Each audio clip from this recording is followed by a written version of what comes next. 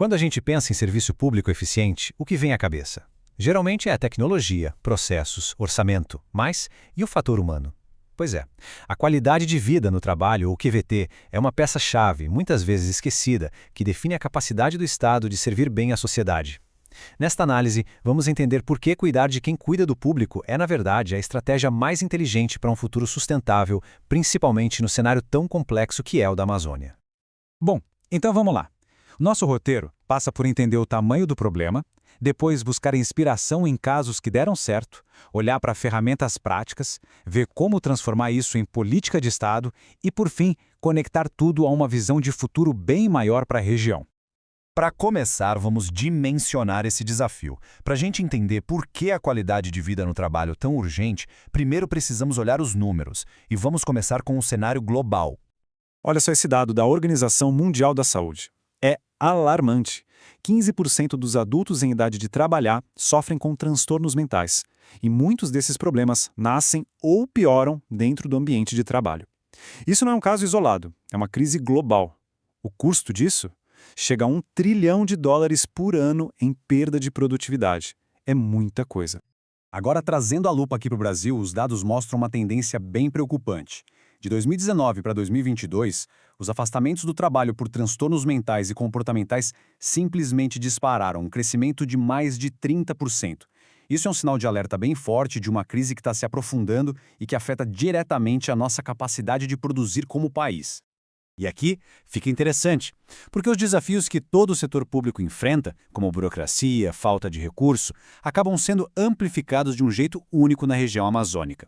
Pensa só, a burocracia e a falta de recursos já são complicadas em qualquer lugar. Agora, some a isso distâncias gigantescas, dificuldade de acesso a especialistas. Os problemas viram verdadeiros obstáculos. Então, o ponto central é este. Isso não é só uma questão interna, de RH. É um problema de saúde pública, que bate lá na ponta, na qualidade do serviço que chega para o cidadão. Servidores esgotados, doentes, simplesmente não conseguem dar o seu melhor. E isso acaba alimentando um ciclo vicioso de desconfiança e de ineficiência do serviço público. Mas, Joia, a boa notícia é que não estamos começando do zero. Já existem exemplos muito inspiradores por aí que provam que a mudança não só é possível, como já está acontecendo e trazendo resultados bem impressionantes. Desde órgãos internacionais como a OCDE até gigantes nacionais como a Fiocruz, programas focados em qualidade de vida no trabalho estão entregando resultados reais e, o mais importante, mensuráveis. Uma queda de 25% nos afastamentos por saúde mental, ou um aumento de 20% na motivação, isso não é pouca coisa. São transformações de verdade. E o mais legal é que as soluções de impacto também estão nascendo dentro da própria Amazônia, totalmente adaptadas à realidade local. O que o Hospital de Santarém fez, ou a Escola de Governança do Pará, isso mostra que a inovação pode vir de ações bem práticas, como uma escuta ativa ou um treinamento focado no lado humano. Essa frase do professor Reiná Abreu resume tudo, né? A ideia central é essa. Cuidar dos servidores é a base para cuidar do público. A humanização do serviço começa com a humanização das relações de trabalho. Não tem outro caminho. Ok, a gente já viu o porquê e viu o que funciona. Agora vamos para o como. Com um kit de ferramentas prático. Como é que se constrói, na prática, um ambiente de trabalho mais saudável e que também seja produtivo? Antes de mais nada, é bom deixar claro, QVT não é sobre dar uns benefícios extras, umas vantagens. É uma abordagem estratégica, pensada para criar ambientes de trabalho que sejam sustentáveis, dignos e produtivos. Envolve fazer um diagnóstico, planejar e agir o tempo todo. Aqui, o foco é mudar o sistema, a estrutura da organização, para que ela apoie o bem-estar das pessoas. Não é só pedir para o indivíduo ser mais resiliente, sabe? É construir uma organização que seja, por natureza, menos desgastante. E claro, junto com as mudanças na organização, vêm as práticas que cuidam diretamente da saúde física e mental de cada um. É essa combinação de estratégias, pensando no todo e no indivíduo, que faz um programa de QVT ser realmente poderoso.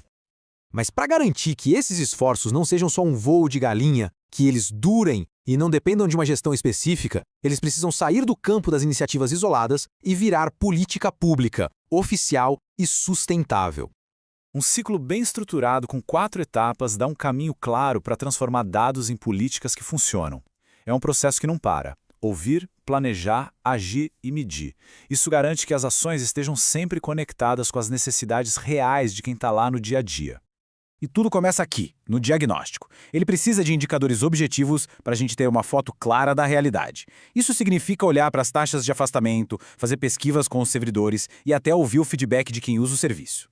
Esses dados são o mapa que a gente precisa para começar essa jornada. Para fechar, vamos conectar tudo isso com os objetivos maiores, que estão moldando o futuro da região e do mundo. Afinal, por que investir em QVT é uma decisão tão importante, principalmente agora? A ideia principal é que investir no bem-estar do servidor público não é um gasto extra, um desvio. É um investimento direto naqueles grandes compromissos que a gente tem com o desenvolvimento sustentável. Uma equipe saudável, engajada, é o motor que faz essas agendas andarem. E essa linha do tempo mostra bem isso. Melhorar a QVT hoje é um passo fundamental para a gente conseguir cumprir as metas ambiciosas de amanhã. Do Plano Plurianual, a COP30 em Belém, passando pela visão do Pará 2050, a sustentabilidade das pessoas, a sustentabilidade humana é a base de tudo isso. Isso tudo nos leva a uma pergunta final, que provoca uma reflexão e vai no coração de toda essa nossa análise. No fim das contas, será que a gente está falando de uma escolha entre ser produtivo ou ter qualidade de vida? E a resposta que os dados nos dão é um sonoro sim, é possível. Uma força de trabalho mais saudável, mais humana, é também mais eficiente e produtiva. Investir em qualidade de vida não é o contrário de buscar produtividade. Na verdade, é o caminho mais inteligente e sustentável para chegar lá. São, de fato, os dois lados da mesma moeda.